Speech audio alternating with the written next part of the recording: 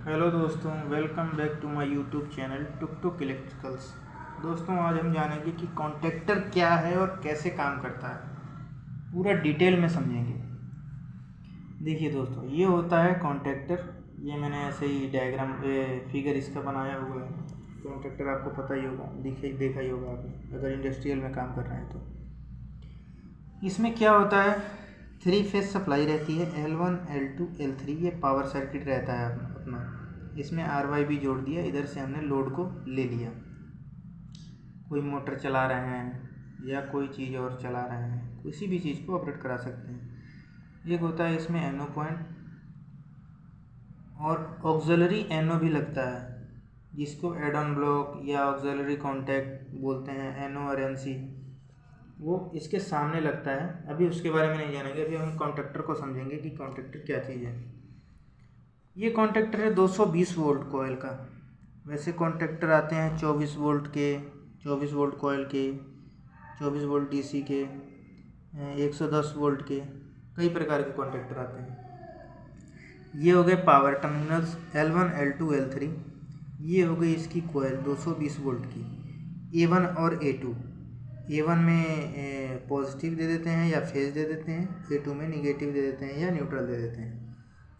इसके नीचे भी 2 पॉइंट दिए रहते हैं। ये इसलिए दिया रहता है, जैसे हम पैनल में कहीं भी लगा रहे हैं, हमारे ऊपर जो चैनल लगे हुए हैं, जो भी ट्रे लगी हुई है, हम इसको यहाँ पे भी दे सकते हैं सप्लाई, या इसको फेज यहाँ पे दे दें, A1 में दे दें, और न्यूट्रल A2 में भी दे सकते हैं। ये अगर नीचे हमारा वायर है तो छोटा पड़ रहा है तो ये भी। अब ये तो हो गया कॉन्टैक्टर। अब इसका इंटरनली पार्ट देखते हैं कि क्या क्या किसमें कैसे कैसे काम करता है।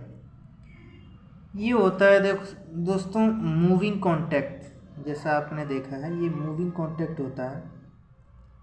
ये मूविंग कॉन्टैक्ट जुड़ा रहता है ये मूविंग आयरन कोर के साथ। इंटरनली सर्किट है ये, सर इंटरनली डायग्राम में बनाया हूँ। इसमें क्या होता है, ये आयरन की कोर होती है। एक आयरन की कोर ये होती है, एक आयरन की कोर ये होती है। नीचे वाली कोर में जो फिक्स आयरन कोर है, इसमें एक कॉइल लगी रहती है।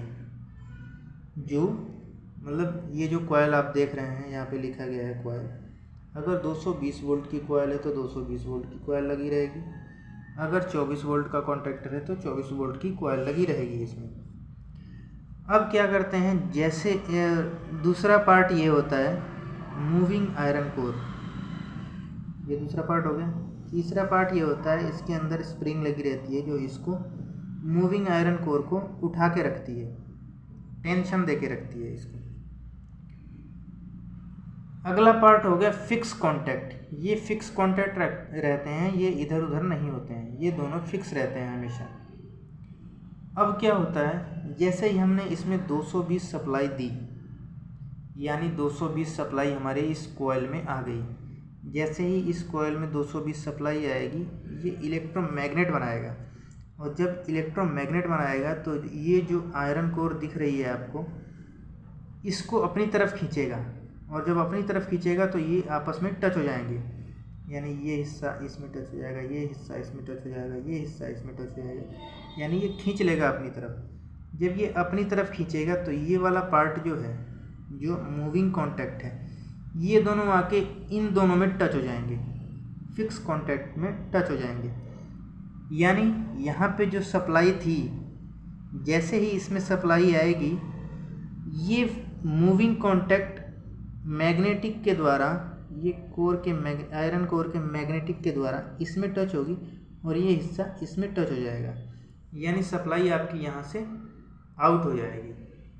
आशा है कि आपको समझ में आया होगा। अगर नहीं समझ में आता है तो एक बार दोबारा वीडियो को देख लें। अब देखते हैं इसको थोड़ा और डिटेल से जानते हैं।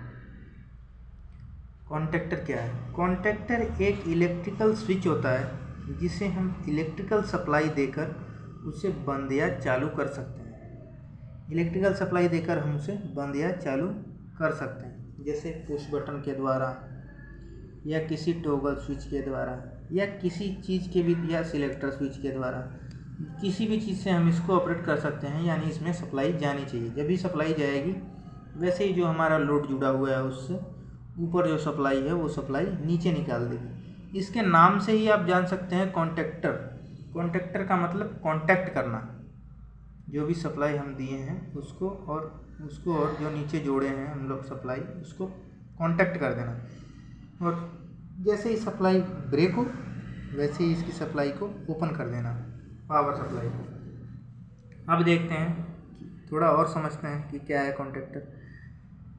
कॉन्टेक्टर एक इलेक्ट्रिकली कंट्रोल डिवाइस है और एक स्विच है जो इलेक्ट्रिकल में काम करता है, और जो घरों में लगे रहते हैं वो या उन्हें मैकेनिकली ऑपरेट करना पड़ता है। देखिए यहाँ पे फुल स्टॉप लेते हैं, मैं डिटेल से समझाता हूँ। कॉन्टेक्टर एक इलेक्ट्रिकली कंट्रोल डिवाइस है, यानी कॉन्टेक्टर को हम इलेक्ट्रिकली कंट्रोल करते हैं उसको सप्लाई देकर। और एक स्विच जो आपके घरों में लगे रहते हैं वो इलेक्ट्रिकली कंट्रोल नहीं होता है, वो मैकेनिकली ऑपरेट करना पड़ता है, यानी उसको जा करके ऐसे दबाना पड़ता है स्विच को, तब जाके वो काम करता है। यानी फिजिकली हमें वहाँ पे दबाना पड़ता है, उसके पास जाके दबाना पड़ता है, यानी उसके पास जाकर चालू करना पड़ता है।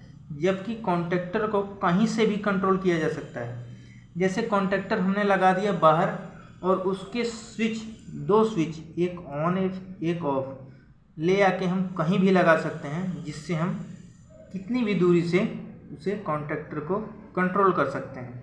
जबकि स्विच को उसके पास जाके कंट्रोल करना पड़ेगा, क्योंकि वो मैकेनिकली ऑपरेट है। और इलेक्ट्रिकली ऑपरेट ये ऐसे है, इसमें वायर ले जाके कितनी भी दूर लगा दें, कहीं भी लगा दें तो हम ऑपरेट कर सकते हैं। दूसरी चीज़ कि स्विच का उदाहरण दिया मैंने, ये तो ऐसे ही दे दिया, लेकिन एक और चीज़ है। जैसे कॉन्टेक्टर है हमारा, तो कॉन्टेक्टर में 3 फेज सप्लाई यूज़ कर सकते हैं, सिंगल फेज सप्लाई यूज़ कर सकते हैं। अब कॉन्टेक्टर क्या है, जैसे किसी सप्लाई से हमें कोई चीज़ चलानी है तो डायरेक्ट हम स्विच से तो चला नहीं सकते।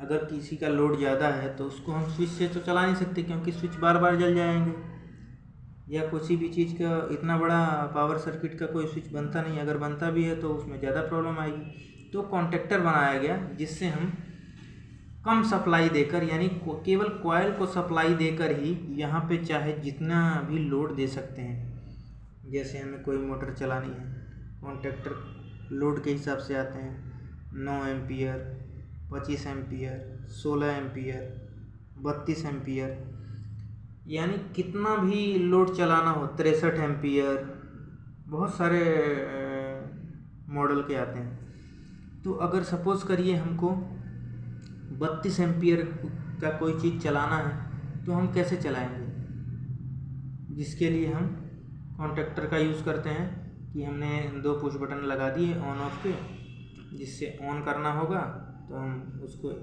220 सप्लाई दे देंगे, और यहाँ पे हम लोग पावर सर्किट के वायर लगा देंगे, जिससे हमें यहाँ से पावर दे दिया और यहाँ से आउट कर लिया, और हमने 32 एम्पियर यूज़ कर लिया। एक चीज़ और, अगर कॉन्टेक्टर हम लोग लगा रहे हैं तो कॉन्टेक्टर का हो सके तो 70% लोड ही यूज़ करना चाहिए, नहीं तो ये जल्दी ख़राब होते हैं।